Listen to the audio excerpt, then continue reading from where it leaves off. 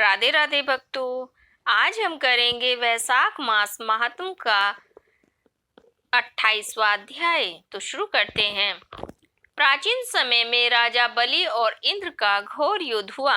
इंद्र बलि को जीत कर फिर धरती पर उत्पत्ति ऋषि के नाम आश्रम आया और वहां जाकर उसकी मंदगामिनी गर्भिणी पत्नी को सोते हुए देखकर इंद्र काम के वशीभूत होकर बलपूर्वक उसके साथ भोग करने लगा। तब गृहस्थ बालक ने अपने पैरों से योनि मार्ग को ढक दिया, जिससे इंद्र का वीर्य पृथ्वी पर गिर गया। इस पर इंद्र ने क्रोधित होकर शिशु को श्राप दिया कि तू इस कर्म के करने से जन्मांध होगा। फिर ऋषि के श्राप से डरकर इंद्र वहां से भाग गया। उसको इस प्रकार भागते हुए देखकर ऋषि शिष्य हंसने लगा। तब वह लज्जा के मारे मेरु पर्वत की कंदरा में जाकर छिप गया और वहां बैठकर तप करने लगा।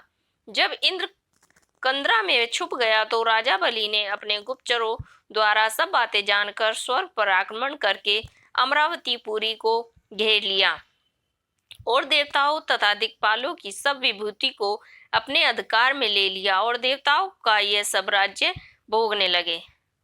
तब अग्नि आदि सब देवता दैत्यों से दुखी होकर बृहस्पति जी के पास गए और उनको सब वृतांत सुनाया और कहा कि राजा, बिना हम सब देवता अनाथ हो गए हैं, सो आप विचारिए कि स्वर्ग के राजा इंद्र कहाँ गए और कब आएंगे।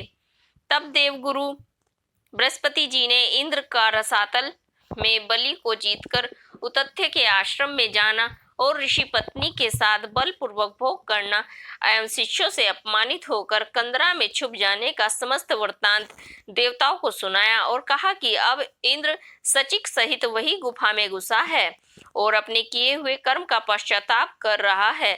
तब सब देवता उसी कंदरा में पहुंचे और उसमें बैठे हुए इंद्र को देखकर सब उसके बल और वीर्य के प्रशंसा विख्यात स्रोतों द्वारा उससे प्रश्न करने के लिए लग गए। सब देवता कहने लगे कि हे देवताओं के स्वामी, आपके बिना दैत्यों ने हमको बड़ा क्लेश दिया है। यह स्थान भ्रष्ट होकर फिर रहे हैं। अब आप चलकर शत्रु का दमन करें। इंद्र कहने लगा, पर स्त्री गमन के दोष से मेरा बल, वीर्य, यश, मंत्र, शक्ति, विद्या सभी नष्ट हो गई है। इसी कारण मैं यहाँ गुप्त निवास कर रहा हूँ। इंद्र की ये बातें सुनकर सबने इंद्र को बल देने का विचार कर लिया।